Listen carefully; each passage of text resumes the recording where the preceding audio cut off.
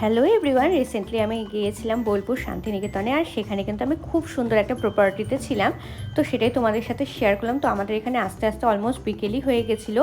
তো তারপরে কিন্তু আমি একটু কফি খেয়ে একটু টাইমটা স্পেন্ড করলাম আমাদের এই আজকের যেখানে আমরা থাকবো। তো খুবই সুন্দর ভিউটা, তোমরা থাকলে অবশ্যই এখানে যোগাযোগ করতে পারো। এটার নাম ছিল ডিপ হলিডে। তো এরপরে কফি টফি খেয়ে একটু বেরিয়ে গিয়েছিলাম শান্তিনিকেতনের, বিকালবেলা শান্তিনিকেতনটা এক্সপ্লোর করার জন্য।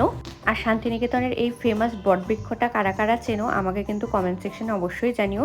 তো তারপরে আমরা হোটেলে এসে একটু আমাদের একদম হালকা পাতলা ডিনার করে নিলাম। পরের দিন সকালবেলা আমরা চলে গেছিলাম শকুন্তলাতে। তো শকুন্তলাতে খাওয়া দাওয়া করে তারপরে কিন্তু আমরা প্রচুর পরিমাণে শপিং করেছি সোনাঝুরি হাটে, যেটা হলো মেন অ্যাট্রাকশান।